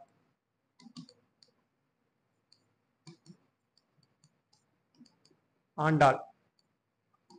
இவங்க எழுதினத்தான் நாச்சியார் திருமொழி, திருப்பாவை போன்ற நூல்களை எழுதியிருப்பாங்க. ஆண்டாள் இவங்க தான் ஒரே ஒரு பெண் ஆழ்வார். அடுத்தது வினாயன் 49. திருத்தொண்டர் புராணம் என்று அழைக்கப்படுவது டேஷ்னு கேட்டிருக்காங்க. திருத்தொண்டர் புராணம் நம்ம எதை சொல்றோம்னா பெரிய புராணம் தான். சேக்கியார் அருளிய பெரிய புராணம் தான் திருத்தொண்டர் புராணம் சொல்றோம். இவர் சேக்கியார் 12ஆம் நூற்றாண்டில் வாழ்ந்தவர். இவர் எழுதினத்தான் பெரிய புராணம். இந்த பெரிய புராணம் எங்க அரங்கேற்றம் செஞ்சிருப்பாங்கன்னா தில்லை நடராஜர் கோயில்ல பெரிய புராணம் அரங்கேற்றம் செஞ்சிருப்பாங்க. சீரா புராணம் எழுதியவர் யாருன்னு பார்த்தோன்னா உமரப்புலவர் தான் எழுதியிருப்பாரு சீரா புராணம். கந்த புராணம் யார் எழுதியிருப்பாங்கன்னா 12ஆம் நூற்றாண்டில் கச்சியப்ப சிவாச்சாரியாரால் எழுதப்பட்டிருக்கும். கச்சியப்ப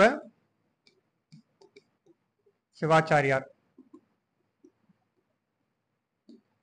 திருவிளையாடல் புராணம் எழுதின பார்த்தா பரஞ்சோதி முனிவர்.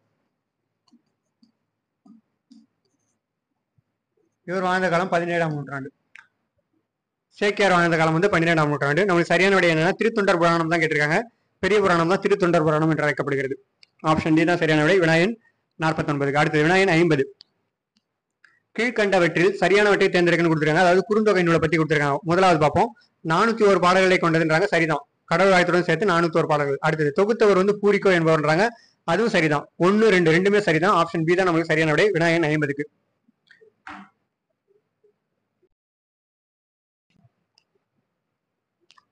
வினாயன் 51ல இயேசு காவியம் என்ற நூலின் ஆசிரியர் யாருன்னு கேட்டிருக்காங்க. இயேசு காவியம் என்ற நூலின் ஆசிரியர் தான் கண்ணதாசனால் எழுதப்பட்டதான் இயேசு காவியம். கவியரசு கண்ணதாசனுடைய இயற்பெயர் என்னன்னு பார்த்தோன்னா முத்தையா என்ற இயற்பெயரை கொண்டவர். முத்தையா தான் இவருடைய இயற்பெயர், பெற்றோர் வைத்த பெயர். இவர் எங்க பிறந்தாருன்னா சிவகங்கை மாவட்டம் சிறுகூடல்பட்டியில் பிறந்திருப்பார். சிறுகூடல்பட்டி பிறந்த ஊர் சிவகங்கை மாவட்டத்தில் இருக்கு. அங்கதான் அவர் பிறந்திருப்பாரு. நம்மளுக்கு சரியான விட என்னன்னா இயேசு காவியம் என்ற நூலின் ஆசிரியர் தான் கேட்டிருக்காங்க. கண்ணதாசன் தான். சுரதாவினுடைய இயற்பெயர் என்னன்னா ராசகோபாலன். அடுத்தது பாரதிதாசனுடைய இயற்பெயர் தான் சுப்புரத்தினம், கனக சுப்புரத்தினம் சொல்லுவோம். அடுத்தது வண்ணதாசன், கல்யாண்ஜி தான் அவருடைய இயற்பெயர். அடுத்தது வினாயன் 52. சரியானதை கண்டறியன்னு கொடுத்துருக்காங்க. முதலாவது பார்ப்போம். தேவநேய பாவனர் அகர முதலி திட்ட இயக்குனராக பணியாற்றினார்னு கொடுத்துருக்காங்க. அது சரிதான். தேவநேயர் பாவனர் அகர முதலிக்கு திட்ட இயக்குனராக இருந்திருப்பார். இரண்டாவது, தமிழ் சொல்லாராய்ச்சியில் உச்சம் தொட்டவர் யாருன்னு பார்த்தா தேவநேய பாவனர் தான் தமிழ் சொல்லாராய்ச்சியில் உச்சம் தொட்டிருப்பார். மொழி நாயர் என்று அழைக்கப்படுபவர் தேவநேயர் நாயர் தான், தேவநேய பாவனர் தான். அடுத்து மூன்றாவது பார்ப்போம். உலக தமிழ் கழகத்தை நிறுவி இயக்குனராக இருந்தவர். அதுவும் சரிதான். உலக தமிழ் கழகத்தை நிறுவி தலைவர் இயக்குனராக இருந்திருப்பாரு. மூன்றாவது சரிதான். நான்காவது, செந்தமிழ் சொற்புற புயல் அகரமுதலி தலைவராக இருந்தார். அகரமுதலி திட்டத்துக்கு தலைவராக இருந்தவர் இவர் தான். அப்ப அனைத்துமே சரிதான், நான்குமே சரிதான். ஆப்ஷன் டியில் இருக்கக்கூடிய தான் நம்மளுக்கு சரியான விடை. வினாயன் 52க்கு. அடுத்தது வினாயன் 53ல பழங்காலத்தில் கடற்கரைகளில் உருவான பேரூர்கள் எவ்வாறு வழங்கப்பட்டன்னு கேட்கறாங்க. பேரூர்களை என்ன சொல்லியிருப்பாங்கன்னா பட்டினம் தான். பேரூர்கள்னா கடற்கரையில் இருக்கக்கூடிய பேரூர்கள் பட்டினம். பாக்கம் என்பது சிற்றூர். பாக்கம்ங்கிறது சிற்றூரா இருக்கும், பட்டினம்ங்கிறது பேரூரா இருக்கும். காவேரி பூம்பட்டினம் சொல்லுவோம். முற்காலத்துல சோழர்களுடைய வணிக நகரமா இருந்திருக்கும், துறைமுக நகரமாக இருக்கக்கூடிய தான் அந்த காவேரி பூம்பட்டினம். அப்ப பூம்பட்டினம்னு வரதால இந்த பட்டினம்ன்ற வார்த்தை வந்து நகரப்பகுதியை தான் குறிக்கிறது, பேரூர்களை தான் குறிக்கும். நம்மளுக்கு சரியான விடை வந்து வினாயன் 53க்கு ஆப்ஷன் ஏ தான். அடுத்தது வினாயன் 54. யாதும் ஊரே யாவரும் கேளீர் என்ற வரிகள் உணர்த்தும் பண்பு டேஷ்னு கேட்டிருக்காங்க. யாதும் ஊரே யாவரும் கேளுங்கிறது உலக புதுமையை தான் உணர்த்தக்கூடிய வரி. இந்த வரி பண்புங்கிறது உலக புதுமை தான் சரியான வரி. இந்த யாதும் ஊரே யாவரும் கேளீர் என்று யார் பாடியதுன்னா புறநானூர்ல கணியன் பூங்குன்றனாரா பாடப்பட்டிருக்கும். கணியன் பூங்குன்றனார். கணியன் பூங்குன்றனார் பாடியத்தான் இந்த யாதும் ஊரே யாவரும் கேளீர் தீதும் நன்றும் பிறதரவாரா அப்படின்னு பாடியிருப்பாரு. புறநானூறு இடம்பெற்றக்கூடிய வரி தான் இது. கணியன் பூங்குன்றனார் எழுதினது. அடுத்தது வினாயன் 55. தொன்மை தமிழகத்தில் யவனர் என்று அழைக்கப்பட்டவர்களில் ஒருவர் யாருன்னு கேட்கிறாங்க. யவனர்கள் நம்ம யாரை சொல்லுவோம்னா கிரேக்கர் மற்றும் ரோமானியர்கள். கிரேக்கர் ரோமானியர் இவங்க ரெண்டு பேரும் தான் நம்ம தமிழர்கள் வந்து யவனர் என்று குறிப்பிடப்பட்டிருப்பாங்க இலக்கியங்கள்ல. ரோமானியர்கள்ங்கிறது யாருன்னா இப்போது இருக்கக்கூடிய இத்தாலியர்கள். கிரேக்கர்களும் ரோமானியர்கள் தான் நம்ம தமிழர்கள் யவனர் என்று அழைக்கப்பட்டனர். அடுத்தது வினாயன் 56. தேசம் உடுத்திய நூலாடை என கவிஞர் தாராபாரதி குறிப்பிடும் நூல் எதுவும் கேட்கறாங்க. தேசம் உடுத்திய நூலாடையாக திருக்குறள் தான் குறிப்பிடுறாரு தாராபாரதி. இவர் வந்து கவிநாயர் என்று அழைக்கப்படுவார் தான் தாராபாரதி. இவர் தான் தேசம் உடுத்திய நூலாடையாக திருக்குறள் குறிப்பிடுறார், கவிநாயர். இது எங்கள் கிழக்கு, பூமியின் கிழக்கு வாசல், இது போன்ற நூல்கள்லாம் அவர் எழுதியிருப்பாரு. நம்மளுக்கு சரியான விடை திருக்குறள் தான். அடுத்து திரிகடுகம் கொடுத்திருக்காங்க. திரிகடுகத்தினுடைய ஆசிரியர் தான் திரிகடுகத்தின் ஆசிரியர் யாருன்னா நல்லாதனார். நல்லாதனார் தான் திரிகடுகம். அடுத்து திருப்பாவை யார் அருளியதுன்னா திருப்பாவைங்கிறது ஆண்டாள் அருளியது தான் திருப்பாவை. திருவெம்பாவை தான் மாணிக்க வாசகர் அருளியது. ஆண்டாள் அருளியது 30 பாடல்கள் கொண்டதான் இந்த திருப்பாவை. திருவாசகம் மாணிக்க வாசகர் அருளியது. அடுத்தது வினாயன் 57. யாருக்கும் மருந்துண்ணும் தேவை ஏற்படாது என்கிறார் திருவள்ளுவர்னு கேட்டிருக்காங்க. முன்னுண்டு உண்டது சிரித்த பின் உண்பார்க்கு தான். ஆப்ஷன் பியில் இருக்கத்தான் சரியான விடை. யாருக்கும் மருந்துண்ணும் தேவை ஏற்படாது என்கிறார் வள்ளுவர்னா அந்த திருக்குறள் முதல்ல பார்த்துருவோம். மருந்தென வேண்டாவாம் யாக்கைக்கு அருந்தியது அற்றது போற்றிவிடின். இதுதான் இந்த திருக்குறள். மருந்தென வேண்டாவாம் யாக்கைக்கு அருந்தியது அற்றது போற்றிவிடின். அதாவது முன் உண்டது சிரித்த பின் தான் உண்ண வேண்டுமோ, அதான் வள்ளுவர் சொல்றாரு. ஆப்ஷன் பி தான் நம்மளுக்கு சரியான விடை வினாயன் 57க்கு. அடுத்தது வினாயன் 58. கூற்று. முதலாவது கூற்று பார்ப்போம். கம்பராமாயணத்தில் அயோத்திய காண்டம் 2ஆம் காண்டம் ஆகும்ன்றாங்க. கரெக்ட் தான். அயோத்திய காண்டம்ங்கிறது 2ஆம் காண்டம் தான், சரி. கூற்று 2. அயோத்திய காண்டத்தில் 13 படலங்கள் உள்ளனன்றாங்க. அதுவும் சரிதான். கூற்று 1, 2 ரெண்டுமே சரிதான். நம்மளுக்கு சரியான விடை என்னன்னா ஆப்ஷன் டில தான் இருக்கு. கூற்று 1ம் கூற்று 2ம் சரி. வினாயன் 58க்கு. மொத்தம் அதாவது சிலப்பதி இது கம்பராமாயணத்துல எத்தனை காண்டங்கள் இருக்குன்னு பார்த்தோன்னா 6 காண்டம் இருக்கும் கம்பராமாயணத்துல. அது என்னென்ன காண்டம்னா முதலாவது காண்டம் தான் பாலகாண்டம், 2வது காண்டம் அயோத்திய காண்டம். அப்ப நம்மளுக்கு என்ன கேட்டிருக்காங்க, 2ஆம் காண்டம் தான் சரியா தான் இருக்கு. பாலகாண்டம், அயோத்திய காண்டம், ஆரண்ய காண்டம், கிட்கிந்த காண்டம், சுந்தர காண்டம், யுத்த காண்டம். 6வது காண்டம் தான் யுத்த காண்டம். மொத்தம் 6 காண்டங்கள்ல 6வது காண்டம் தான் யுத்த காண்டம். இதுல மணிமுடி பவளமாக இருக்கக்கூடியது எதுன்னு பார்த்தோம்னா 5ஆம் காண்டமான சுந்தர காண்டம் தான் மணிமுடி பவளமாக இருக்கக்கூடியது. 118 படலங்கள் கொண்டதான் கம்பராமாயணம். கம்பர் தாம் இயற்றிய நூல் கிட்ட பேர் என்னன்னு பேர் வச்சிருப்பாருன்னா ராம அவதாரம் என்ற பேர் தான் வச்சிருப்பாரு. கம்பராமாயணம் இதனுடைய பெருமை கருதி தான் நம்ம கம்பராமாயணம் சொல்றோம். ராம அவதாரம் என்ற பேர்ல தான் அவர் எழுதியிருப்பாரு கம்பர். நமக்கு சரியான விடை என்னன்னா வினாயன் 58க்கு ஆப்ஷன் டி தான். அடுத்தது வினாயன் 59. நாடக காப்பியம் என்று அழைக்கப்படும் நூல் எதுன்னு கேட்டிருக்காங்க. நாடக காப்பியம் எதை சொல்றாங்க, சிலப்பதிகாரம் தான் நாடக காப்பியம். தமிழினுடைய முதல் காப்பியம் தான் சிலப்பதிகாரம். இது வந்து நாடக காப்பியம் என்று அழைக்கப்படுகிறது. பொதுமக்கள் காப்பியம், குடிமக்கள் காப்பியம் என்றெல்லாம் அழைக்கப்படுவது எதுனா இந்த சிலப்பதிகாரம் தான். முதல் சமய காப்பியம்னு கேட்டாங்கன்னா தான் மணிமேகலை. இது வந்து ஒரு பௌத்த சமயத்தை குறிக்கிறதுனால இது வந்து சமய காப்பியம் என்று அழைக்கப்படுகிறது. சமய காப்பியம். சேவக சிந்தாமணி என்ற நூலின் ஆசிரியரான திருத்தக்கதேவர் தான். இது வந்து ஒரு சமண காப்பியம் தான். இதுவும் இது வந்து சமண காப்பியம் தான். இது திருத்தக்கதேவர் என்பவரால் இயற்றப்பட்டது. திருத்தக்கதேவர் எப்ப எழுதியிருப்பாங்கன்னா 9ஆம் நூற்றாண்டை சேர்ந்த நூல் தான் இந்த சேவக சிந்தாமணி காப்பியம்.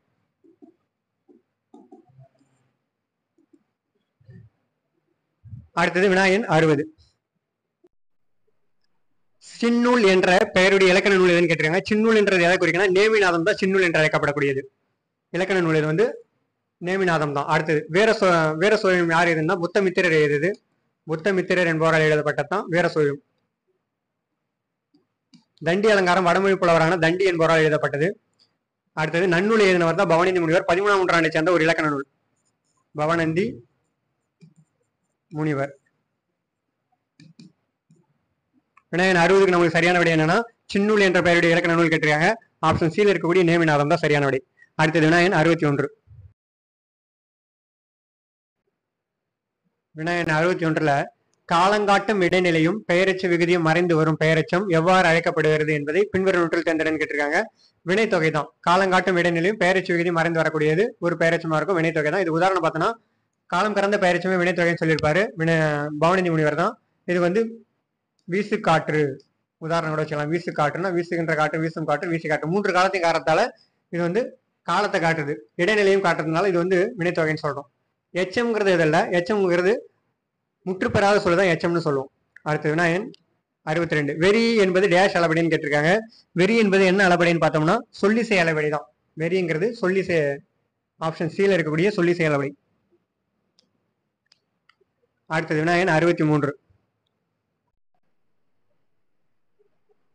63வது நாள புதுநெறி கண்ட புலவர் என்று யாரை யார் போட்டினார்னு கேட்கறாங்க. புதுநெறி கண்ட புலவர்னு யார் சொல்லியிருப்பாருன்னா பாரதியார் சொல்லியிருப்பாரு. வள்ளலார. ஆப்ஷன் பி தான் நமக்கு சரியான விடை. புதுநெறி கண்ட புலவர் என்று வள்ளலார தான் அழைக்கிறாரு. யார் சொன்னதுன்னா பாரதியார் தான் சொல்லியிருப்பாரு அவர். அடுத்த வினாயன் 64. எவ்வகை வாக்கியம் என கண்டுபிடின்னு கொடுத்துருக்காங்க. அதாவது ஐயோ முள் குத்தி விட்டதே அப்படின்னு கேட்டிருக்காங்க. இது என்னன்னா ஐயோ முள் குத்தி விட்டதுங்கிறது உணர்ச்சி தொடர் தான். ஆப்ஷன் டில இருக்கிறதா சரியான விடை. வினாயன் 64 உணர்ச்சி தொடர்னு சொல்றோம். செய்தி தொடர் இதுல ஒரு செய்தியை தெரிவிக்கிறதுக்கு தான் செய்தி தொடர்ன்றோம். உதாரணமா பார்த்தோன்னா குடியரசுத் தலைவர் நாளை தமிழகம் வருகிறார். இதுதான் உதாரணம்.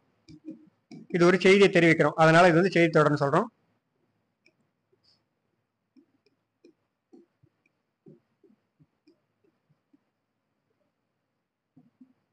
அடுத்து ஆப்ஷன் சில கட்டளை தொடர்னு கொடுத்துருக்காங்க. கட்டளை தொடர் உதாரணம் பார்த்தோன்னா இளமையில் கல். இளமையில் கல் இதெல்லாம் கட்டளை இறது. ஒருத்தர் கட்டளை இறது தான் கட்டளை தொடர். அடுத்தது வினா தொடர் கொடுத்துருக்காங்க. வினா தொடர் உதாரணம் பார்த்தோன்னா வினா கேட்கறது தான். அதாவது நேற்று நம் ஊரில் மழை பெய்ததா அப்படிங்கிற வினா கேட்கிறோம். நேற்று நம் ஊரில் மழை பெய்ததா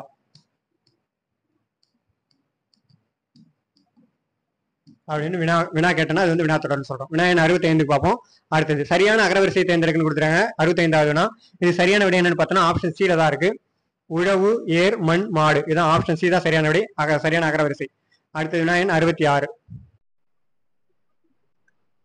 பஸ்கர் நினைவு அறக்கட்டளை சொற்பொழிவு என்ற தலைப்பில் இலங்கை யாழ் பல்கலைக்கழகத்தில் உரை நிகழ்த்தியவர் யாருன்னு கேட்டிருக்காங்க. தனிநாயகம் அடிகள் தான் இலங்கை யாழ் பல்கலைக்கழகத்துல யாழ்ப்பாண பல்கலைக்கழகத்துல உரை நிகழ்த்திருப்பாரு. பஸ்கர் நினைவு அறக்கட்டளை சார்பாக சொற்பொழிவு நடந்திருக்கும். அதுல உரை நிகழ்த்திருப்பாரு. ஆப்ஷன் பில இருக்கக்கூடிய தனிநாயகம் அடிகள் தான் சரியான விடை. அடுத்த வினாயன் 67.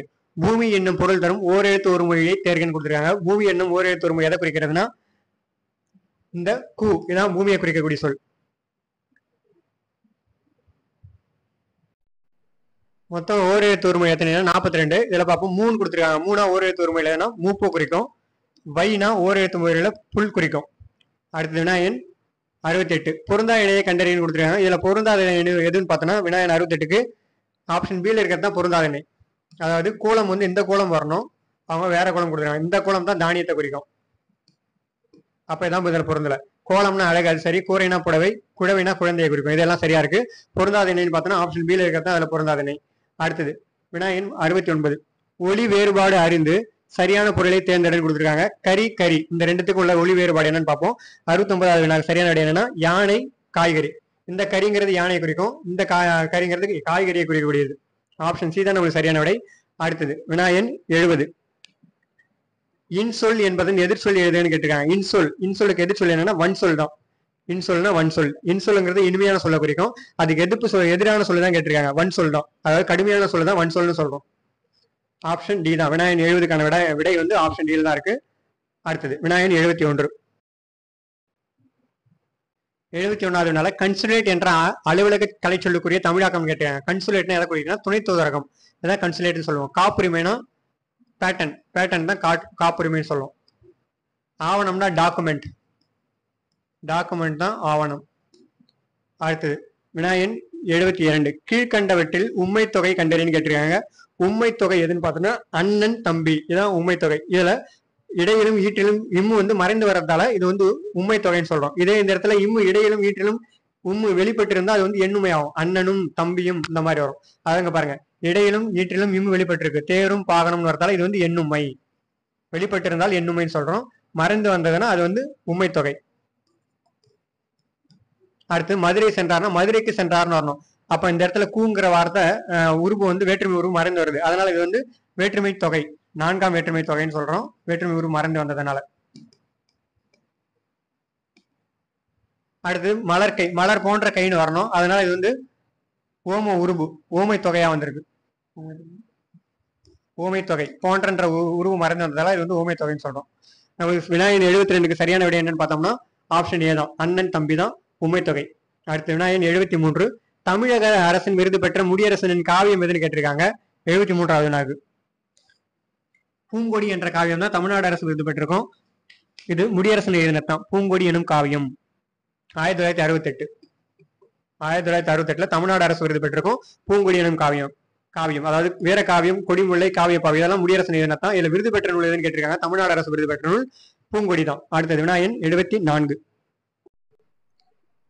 நதி வெள்ளம் காய்ந்து விட்டால் நதி செய்த குற்றமில்லை என்ற திரை இசைப்பாடலை இயற்றியவர் யாருன்னு கேட்டிருக்காங்க. வினாயன் 74 சரியான விடை என்னன்னா கண்ணதாசன் தான். நதி வெள்ளம் காய்ந்து விட்டால் நதி செய்த குற்றமில்லை, இது விதி செய்த குற்றம் என்று வேறு யாரம்மா அப்படின்னு பாடியிருப்பாரு கவியரசு கண்ணதாசன் தான். இவருடைய இயற்பெயர் தான் முத்தையா. ஏற்கனவே பார்த்திருப்போம். முத்தையா என்ற இயற்பெயர் கொண்டவர் தான் கண்ணதாசன். பகுத்தறிவு கவி என்று அழைக்கப்படுவர் தான் உடுமலை நாராயண கவி. பகுத்தறிவு கவிராயர்னு சொல்றவர பகுத்தறிவு கவிராயர். மருதகாசி திரைக்கவி திலகம் என்று அழைக்கப்படுபவர் யாருன்னா மருதகாசி தான் திரைக்கவி திலகம்.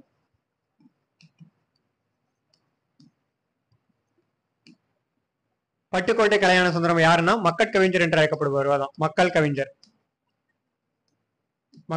என்று அழைக்கப்படுபவர் தான் பட்டுக்கோட்டை கல்யாண சுந்தரம். வினாயன் 74 நமக்கு சரியான விடை ஆப்ஷன் பி தான். அடுத்தது வினாயன் 75. பெருங்காப்பியம் சிறுங்காப்பியம் தொடர்பான இலக்கணம் கூறும் நூல் எதுன்னு கேட்டிருக்காங்க. 75வது வினாக்கு தண்டி அலங்காரம் தான் பெருங்காப்பியம் சிறுங்காப்பியம் தொடர்பான இலக்கணத்தை குறிக்கூடியது. யார் எதுனா தண்டி என்ற வடமொழி புலவரால் எழுதப்பட்டதான் அந்த தண்டி அலங்காரம்.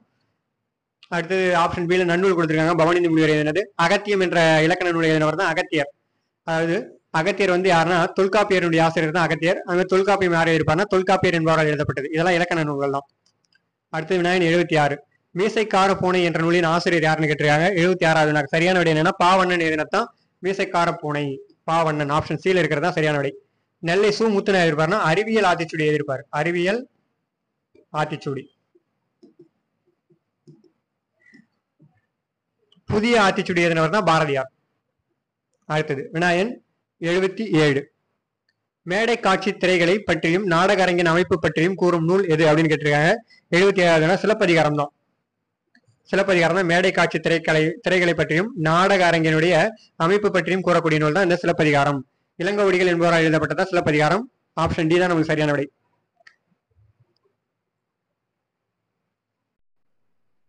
வினாயன் 78. கம்ப ராமாயணத்தில் உள்ள காண்டங்கள் எத்தனைன்னு கேட்டிருக்காங்க. 6 காண்டங்களை கொண்டதான் கம்ப ராமாயணம். அது என்னென்ன காண்டம்னு பார்த்தோம்னா பாலகாண்டம், அயோத்திய காண்டம், ஆரண்ய காண்டம், கிட்கிந்த காண்டம், சுந்தர காண்டம், யுத்த காண்டம். 6 காண்டங்களை கொண்டது கம்பராமாயணம். 7வது காண்டமா ஒருத்தர் எழுதியிருப்பாரு. அது யாருன்னா உத்தரகாண்டம் என்ற பெயர்ல எழுதியிருப்பாரு. ஒட்டக்குத்தர் எழுதினது. நம்மளுக்கு என்னன்னா சரியான விடை வந்து 6 காண்டம் தான் கம்பராமாயணம். 12ஆம் நூற்றாண்டில் வாழ்ந்தவர் தான் கம்பர். அவர் எழுதினதான் இந்த 6 காண்டங்களை கொண்ட கம்பராமாயணம். அடுத்தது வினாயன் 79. உலகின் மிகச்சிறிய தவளை என்ற நூலின் ஆசிரியர் யாருன்னு கேட்கறாங்க. எஸ் ராமகிருஷ்ணன் தான் உலகின் மிகச்சிறிய தவளை என்ற நூலினுடைய ஆசிரியர். ஆப்ஷன் சி இருக்கத்தான் சரியான விடை. நாடோடி கதைகள் யார் எழுதியிருப்பார்னா கி ராஜநாராயணன் எழுதியிருப்பாரு. நாடோடி கதைகள். நாடோடி கதைகளுடைய ஆசிரியர் தான் கி ராஜநாராயணன். அதுவும் அந்த பறவை அப்படின்னு எழுதினா தான் சா முகமது அலி. அதுவும் அந்த பறவை போல, அதோ அந்த பறவை போல.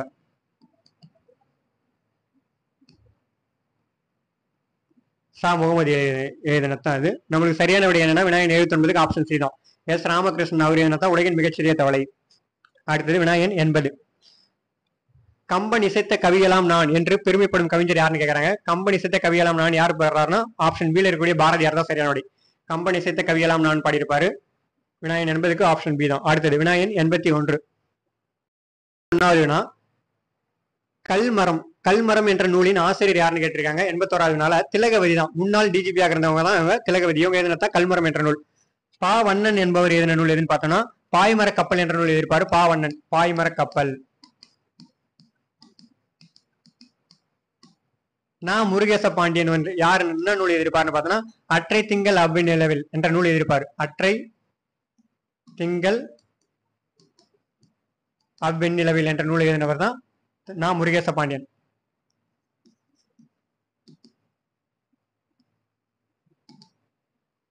உதயமூர்த்தி. எம்.எஸ். உதயமூர்த்தி என்ன எழுதியிருப்பாருன்னா எண்ணங்கள் என்ற நூலின் ஆசிரியர் தான் எம்.எஸ். உதயமூர்த்தி. எண்ணங்கள் என்ற நூலினுடைய ஆசிரியர். விநாயகன் 81க்கு நமக்கு சரியான விடை என்னன்னா திலகவதி. இவங்க எழுதினதா கல்மரம் என்ற நூல். அடுத்தது விநாயகன் 82. சரியான அகரவரிசைப்படுத்தல் கொடுத்திருக்காங்க. அதாவது பல்லாண்டு, முத்து, ஆமனுக்கு, கொம்பு, அரசன். இது சரியா அகரவரிசைப்படுத்தணும்னா அரசன், ஆமனுக்கு, கொம்பு, பல்லாண்டு, முத்து. ஆப்ஷன் பில இருக்கிறதா சரியான விடையா இருக்கும். Option B. அரசன், ஆமனுக்கு அகரவரிசைப்படி தான் பொறுத்தனா சரியா வரும். கொம்பு, பல்லாண்டு, முத்து தான் சரியான விடை விநாயகன் 82க்கு. அடுத்தது விநாயகன் 83. கீழ்கண்டவற்றில் முடியரசன் இயற்றாத நூல் எதுன்னு கேட்டிருக்காங்க. முடியரசன் இயற்றாத நூல் எதுன்னு பார்த்தோம்னா நீலமேகம் என்ற நூல் தான் முடியரசன் இயற்றாத நூல். இந்த பூங்கொடி, வீரகாவியம், காவியப்பாவையெல்லாம் முடியரசன் எழுதியது தான். முடியரசனுடைய இயற்பெயர் என்ன பார்த்தோம்னா துரைராசு. துரைராசு தான் முடியரசனுடைய இயற்பெயர். திராவிட நாட்டின் வானம்பாடி என்று அழைக்கப்படுவோம் முடியரசன் தான். இவருடைய இயற்பெயர் தான் துரைராசு. இதில் அவர் ஏற்றாத நூல் தான் கேட்டிருக்காங்க. ஆப்ஷன் டியில் இருக்கக்கூடிய நீலமேகம் தான் அவர் ஏற்றாத நூல். அடுத்து விநாயகன் 84. மோனைத்தொகை டேஷ் வகைப்படும்னு கேட்டிருக்காங்க. மோனைத்தொகை எத்தனை வகைப்படும்னா 8 வகைப்படும். மொத்தம் தொகை எத்தனை வகைப்படும்னா 8 தான். இங்க மோனைத்தொகை எத்தனை வகைப்படும்னு கேட்டிருக்காங்க. 8 தான். ஆப்ஷன் பில இருக்கிறதா சரியான விடை. அடுத்தது விநாயகன் 85. தேடு வினைமுற்று சொல் காண்கன்னு கேட்டிருக்காங்க. தேடு இது இந்த சொல்லுக்கான வினைமுற்று சொல் எதுன்னு பார்த்தோம்னா தேடினார். தேடினார் தான் வினைமுற்று சொல். தேடுதல்ங்கிறதுனா தொழிற் பெயரா வரும். தேடுதல் தொழிற் பெயர். அடுத்தது தேடுங்கிறது வினை எச்சமா வந்திருக்கு. வினை எச்சம். தேடியங்கிறது பெயர் எச்சம். நம்மளுக்கு சரியான விடை என்னன்னா விநாயகன் 85க்கு தேடினார் தான் வினைமுற்று சொல். தேடு என்ற சொல்லுக்கு. அடுத்தது விநாயகன் 86. வாயில் இலக்கியம் என அழைக்கப்படுவது எதுன்னு கேட்டிருக்காங்க. வாயில் இலக்கியம் நம்ம எதை சொல்றோம்னா தூது இலக்கியம் தான். தூது இலக்கியம் தான் வாயில் இலக்கியம், சந்தி இலக்கியம் போன்ற பெயர்களால் அழைக்கக்கூடியது. தமிழ் விடு தூது எத்தனை கண்ணிகளை கொண்டதுன்னு பார்த்தோன்னா தமிழ் தோன்றிய முதல் தூது இலக்கியம் வந்து தமிழ் விடு தூது தான். இந்த தமிழ் விடு தூதனுடைய ஆசிரியர் பெயர் தெரியாது. தமிழ் விடு தூது 268 கண்ணிகளை கொண்டது. 2 அடிகளில் எதுகையால் தொடுக்கப்படக்கூடிய நூல் தான் நம்ம தூதுன்றோம். இந்த தமிழ் விடு தூதுங்கிறது 268 கண்ணிகளை கொண்டது. நம்மளுக்கு விநாயகன் 86க்கு சரியான விடை என்னன்னா வாயில் இலக்கியம் என அழைக்கப்படுவதற்கு தூது இதான் சரியான விடை. ஆப்ஷன் பி தான் சரியான விடை. அடுத்த விநாயகன் 87. அம்புஜத்தம்மாள் எழுதிய நூல் டேஷ்னி இருக்காங்க. நான் கண்ட பாரதம் என்ற நூலை எழுதியிருப்பாங்க அம்புஜத்தம்மாள். இவங்க ஆப்ஷன் சி தான் சரியான விடை. அம்புஜத்தம்மாள் இது நான் கண்ட பாரதம். தமது 70 ஆண்டு கால வரலாற்று வாழ்க்கை வரலாற்று தான் நான் கண்ட பாரதம் என்ற நூலாக எழுதியிருப்பாங்க அம்புஜத்தம்மாள். அடுத்தது விநாயகன் 88. 3 அடி சிற்றலையும் 6 அடி பேரலையும் கொண்ட அகவர் பக்கலால் ஆன நூல் எதுன்னு கேட்கிறாங்க. 3 அடி சிற்றலையும் 6 அடியும் கொண்டதான் 500. 3 அடி டு 6 அடி இந்த அடிக்குள்ள தான் இருக்கும். 500 பாடல்களை கொண்டது. குறுந்தொகை எத்தனை அடிகளை கொண்டிருக்குன்னு பார்த்தோம்னா 4 அடி முதல் 8 அடி கொண்டது. நட்டினை 9 அடி முதல் 12 அடிகளை கொண்டதான். அகநானூறு 13 அடி முதல் 31 அடிகளை கொண்டது. குறைந்தபட்சமா 13 அடி இருக்கும். அதிகபட்சம் 31 அடிகளை கொண்டதான் அகநானூறு. அடுத்தது விநாயகன் 89. சொற்களை ஒழுங்குபடுத்தி சொற்றொடர் உருவாக்குதல் கொடுத்துருக்காங்க. அதாவது ஒருவர் புலவர்களுள் மருதன் இளநாகனார் சங்ககாலம் கொடுத்துருக்காங்க. இது சரியான சொற்களை ஒழுங்குபடுத்தணும்னா என்ன வரும்னா விடை ஆப்ஷன் டியில் இருக்கிறது தான். மருதன் இளநாகனார் சங்ககால புலவர்களில் ஒருவர். இதான் சரியான விடை. மருதன் இளநாகனார் சங்ககால புலவர்களில் ஒருவர். இதான் சரியான சொற்றொடர். விநாயகன் 89க்கு ஆப்ஷன் டி தான். அடுத்தது விநாயகன் 90. சிலை மேல் எழுத்து போல அப்படின்னு கொடுத்துருக்காங்க. இப்பழமொழி விளக்கம் பொருளை தேர்ந்தெடுக்கன்னு கொடுத்துருக்காங்க. சரியான விடை என்னன்னு பார்த்தோம்னா சிலைக்கு மேல இருக்கிற எழுத்து எப்படி இருக்குன்னா தெளிவாக தெரியும். ஆப்ஷன் பி தான் சரியான விடை. விநாயகன் 90க்கு அதாவது நிலைத்து நிற்கும். ஆப்ஷன் சி தான் கரெக்ட். சிலைக்கு மேல இருக்கக்கூடிய எழுத்து எப்படி இருக்குன்னா ஆப்ஷன் சி இருக்கக்கூடிய நிலைத்து நிற்கும். சிலையின் மீது எந்த எழுத்து எழுதினாலும் இல்ல பேர் வடிச்சாலும் அது நிலைத்து நிற்கக்கூடிய. அதனாலதான் சிலை மேல் எழுத்து போலன்றாங்க. Option C. தெளிவாக தெரியாதுங்கிறதுனா தண்ணீரில் எழுதுனா தெரியுமானா தெரியாது. தண்ணீரில் எழுதியது போல அப்படிங்கிறது தெளிவாக தெரியாது தான். அடுத்தது விநாயகன் 91. 91வதுனா பொறுத்துக்க கொடுத்துருக்காங்க. சொல் பொருள் இதை பொருத்தணும். அதாவது சோறு பொருத்தணும்னா வந்து சோறு வந்து உண்டான், பால் பருகினான், பழம் தின்றான், நீர் குடித்தான். இது 4 பொருத்தணும்னா நமக்கு சரியான விடை என்னன்னா ஆப்ஷன் டீல இருக்கக்கூடியதான் 2, 3, 4, 1 இதான் சரியான விடை நம்மளுக்கு விநாயகன் 91க்கு. அடுத்தது விநாயகன் 92 பார்ப்போம். உழவர் பாட்டு என்று அழைக்கப்படும் நாட்டுப்புற பாட்டு எதை சொல்றோம்னா உழவர் பாட்டுன்னு எதை சொல்றோம்னா பள்ளு பாட்டு தான். பள்ளு இலக்கியங்கள் தான் உழவர் பாட்டுன்னு சொல்லுவோம். உழவர் பாட்டு அல்லது உயர்த்தி பாட்டுன்னு சொல்லலாம். பள்ளு பாட்டுங்கிறது அதாவது பள்ளு இலக்கியங்கிறது என்னன்னா 96 வகை சிற்றிலக்கியங்கள்ல ஒண்ணுதான் பள்ளு இலக்கியங்கிறது. இந்த பள்ளு இலக்கியங்கிறதுனா வேளாண் பற்றி பாடக்கூடியதான் பள்ளு இலக்கியம். வேளாண்மை பற்றியது. தமிழில் தோன்றிய முதல் பள்ளு இலக்கியம் எதுனா முக்குடர் பள்ளு தான். நம்மளுக்கு சரியான விடை என்னன்னா விநாயகன் 92க்கு ஆப்ஷன் பி தான். அடுத்தது விநாயகன் 93. உலகம், உயிர், கடவுள் ஆகிய மூன்றையும் ஒருங்கே காட்டும் காவியம் தான் பெரிய புராணம் என்று கூறியவர் யாருன்னு கேட்டிருக்காங்க. விநாயகன் 93க்கு திருவி கல்யாண சுந்தரனார் தான் சொல்லியிருப்பாரு. ஆப்ஷன் சி தான் சரியான விடை. உலகம், உயிர், கடவுள் ஆகிய மூன்றையும் ஒருங்கே காட்டும் காவியம் தான் பெரிய புராணம் சொல்லியிருப்பாரு திருவி கல்யாண சுந்தரனார். அடுத்தது விநாயகன் 94. 94வது வினால வீருடை செம்மொழி தமிழ்மொழி உலகம் வேரூன்றிய நாள் முதல் உயிர்மொழி என்று தமிழின் பெருமையை பறைசாற்றியவர் யாருன்னு கேட்டிருக்காங்க. பாவலரேறு பெருஞ்சித்திரனார் தான் பறைசாற்றியிருப்பாரு இந்த வீருடை செம்மொழி தமிழ்மொழி உலகம் வேரூன்றிய நாள் முதல் உயிர்மொழின்னு. பாவலரேறு பெருஞ்சித்திரனாருடைய இயற்பெயர் என்னன்னு பார்த்தோன்னா துரைமாணிக்கம். இதான் அவருடைய இயற்பெயர். எங்க பிறந்தாருன்னா இவர் வந்து சேலத்துல பிறந்திருப்பாரு, சேலம் மாவட்டம். இவர் இயற்றிய நூல்கள் என்னென்னு பார்த்தோன்னா உலகியல் 100, நூறாசிரியம், பாவிய கொத்து, கனிச்சாறு, என்சுவை என்பது, மகபகவஞ்சி, பள்ளி பறவைகள் இதெல்லாம் இவற்றிய நூல்கள் தான். இதுல கனிச்சாறுங்கிறது மட்டும் 8 பகுதிகளை கொண்டதா இருக்கும். நமக்கு சரியான விடை என்னன்னு பார்த்தோம்னா விநாயகன் 94க்கு ஆப்ஷன் பில இருக்கக்கூடிய பாவலரேறு பெருஞ்சித்திரனார் தான் சரியான விடை. அடுத்தது விநாயகன் 95. புலவர்களால் எழுதப்பட்டு கல் தச்சர்களால் கல்லில் பொறிக்கப்பட்டவை எதுன்னு கேட்டிருக்காங்க. மெய்கிருத்தி தான். ஆப்ஷன் டில இருக்கக்கூடிய மெய்கிருத்தி தான். புலவர்களால் எழுதப்பட்டு கல் தச்சர்கள் தான் அதை கல்லில் பொறிச்சிருப்பாங்க. ஆப்ஷன் டி தான் சரியான விடை. அடுத்தது விநாயகன் 96. திருக்குறள் முதலில் அச்சிடப்பட்ட ஆண்டு எதுன்னு கேட்கிறாங்க. முதலாக எதில் அச்சிட்டு வெளியிட்டிருப்பாங்க 1812ஆம் ஆண்டு தான். தஞ்சை ஞானப்பிரகாசர் தான் அச்சிட்டு வெளியிட்டிருப்பாரு. தஞ்சை ஞானப்பிரகாசர் திருக்குறள் நூலை முதலாக பதிப்பித்தவர் இவர் தான். அச்சிட்டு வெளியிட்டிருப்பாரு 1812ஆம் ஆண்டு. அடுத்தது விநாயகன் 97. கவிஞர் மு மேத்தாவுக்கு சாகித்ய அகாடமி விருது பெற்று தந்த நூலுக்காக எந்த நூலுக்காக வழங்கப்பட்டதுன்னு கேட்கறாங்க. சாகித்ய அகாடமி விருது ஆகாயத்துக்கு அடுத்த வீடு என்ற நூலுக்காக தான் சாகித்ய அகாடமி விருது கொடுத்திருப்பாங்க. 2006ஆம் ஆண்டு சாகித்ய அகாடமி விருது பெற்றவர் கவிஞர் மு மேத்தா. முகமது மேத்தா தான் மு மேத்தான்னு சொல்றோம். இவர் எழுதினது கண்ணீர் பூக்கள், மகுட நிலா, சோழ நிலா. ஆனா இவருக்கு ஆகாயத்துக்கு அடுத்த வீடு என்ற நூலுக்காக மட்டும்தான் சாகித்ய அகாடமி விருது கிடைச்சிருக்கும் 2006ஆம் ஆண்டு. அடுத்தது விநாயகன் 98. பொருந்தா சொல்லை கண்டறியன்னு கொடுத்திருக்காங்க. விநாயகன் 98ல பொருந்தாத சொல் எதுன்னு பார்த்தோம்னா இசைவு. ஆப்ஷன் டில இருக்கக்கூடிய இசைவு மட்டும் தான் பொருந்தாது. ஆப்ஷன் ஏல என்ன கொடுத்திருக்காங்க எதுகை கொடுத்திருக்காங்க. ஆப்ஷன் பில ஏபு, மோனை. இதெல்லாம் வந்து தொடை 8 வகைப்படும். அதில் தான் வரும் மோனை, எதுகை, ஏபு இதெல்லாம் அதில் வரும். அப்ப இதில் இசைவுங்கிற மட்டும் தான் பொருந்தாது. 98வது வினாக்கு வந்து நமக்கு சரியான விடை என்னன்னு பார்த்தோம்னா இசைவுங்கிறது தான் சரியான விடை. அடுத்தது விநாயகன் 99. கீழ்கண்டவற்றில் கட்டளை தொடர் அல்லாத ஒன்றை கண்டறியன்னு கேட்கறாங்க. இதுல கட்டளை தொடர் அல்லாதது எதுன்னு பார்த்தோம்னா 99வது வினாக்கு அரசு ஆணை பிறப்பித்தது. அரசு ஆணை பிறப்பித்ததுன்றது மட்டும்தான் கட்டளை தொடர் அல்லாது. அரசு ஆணை பிறப்பித்ததுங்கிறது என்னன்னா இது வந்து செய்தி தொடர் ஆகும். இங்க பாருங்க அண்ணனோடு போ, தமிழ் படி, கூடு கட்டு இது எல்லாமே வந்து கட்டளை தொடர் தான். ஆப்ஷன் பில இருக்கக்கூடிய அரசு ஆணை பிறப்பித்தது மட்டும் கட்டளை தொடர் அல்ல. அடுத்து விநாயகன் 100. இணையில்லை முப்பாலுக்கு இந்நிலத்தே என பாடியவர் யாருன்னு கேட்கறாங்க. பாரதிதாசன் தான் பாடியிருப்பாரு. இணையில்லை முப்பாலுக்கு இந்நிலத்தேனா முப்பால்னு எதை சொல்றாருன்னா திருக்குறளா சொல்றாரு. திருக்குறள் முப்பால்னு எதை சொல்றேன்னா திருக்குறள் தான் இவர் ஒப்புமைப்படுத்துறாரு. இணையில்லை முப்பாலுக்கு நிலத்தை என்று ஏகாரம் பெற்று முடியக்கூடியது இது பாரதிதாசன் சொன்ன கூற்றுதான். வினாய் 100க்கு ஆப்ஷன் டி தான் சரியான விடை. தமிழுக்கான 100 வினாக்களுக்கான வினாவிடை கலந்துரையாடல் நிறைவேற்றது. நன்றி, வணக்கம். அடுத்தது பொது அறிவுக்கான வினாவிடை கலந்துரையாடல் நடைபெறும்.